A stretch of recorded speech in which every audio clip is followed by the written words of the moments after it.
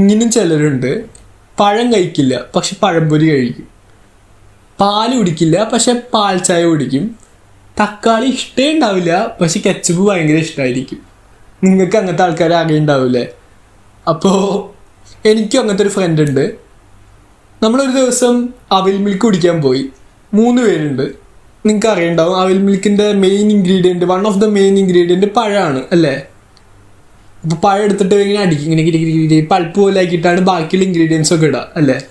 അപ്പോൾ വെയിറ്റർ വന്നു. അപ്പോൾ നമ്മൾ പറഞ്ഞു, ചേട്ടാ 2 അവിൽ മിൽക്ക് നോർമൽ, 1 പഴം ഇടാത്ത അവിൽ മിൽക്കും. അപ്പോൾ ചേട്ടൻ, പഴമില്ലാത്ത അവിൽ മിൽക്കാ? ഇവനായിരുന്നേ, ഇവൻ പഴം കഴിക്കില്ല, അവന് അവിൽ മിൽക്ക് തന്നെ വേണമല്ലേ നിനക്ക്, പഴം ഇടാത്ത, ഓക്കെ പോയി. അപ്പോൾ നമ്മളൊരു ബനാന ക്ലാസ് ഉണ്ട്. എടാ നിനക്ക് പഴമുള്ള അവിൽ മിൽക്ക് കുടിച്ചിട്ടുണ്ടാ? നല്ല ടേസ്റ്റാണ്, നീ എന്താ അത് കുടിക്കാത്തത്? പഴമില്ലാണ്ട് എന്തെങ്കിലും അവിൽ മിൽക്ക് കുടിക്കുക ആരെങ്കിലും, അതിൻ്റെ പകരം വല്ല ചോക്ലേറ്റ് ഷേക്കോ എന്തെങ്കിലും കുടിച്ചോളൂ. നിനക്ക് അവിൽ മിൽക്ക് കുടിക്കുക ആരെങ്കിലും പഴമിടാത്ത? അപ്പോൾ നമ്മൾ ഇങ്ങനത്തെ ഒരു ക്ലാസ് ഉണ്ട്, ബനാന ക്ലാസ്.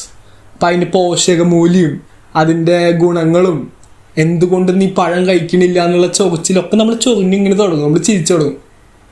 അപ്പോൾ അത് നമുക്കൊരു ഫൺ ടൈമാണ് അവിൽ മിൽക്ക് വരുന്നവരെ.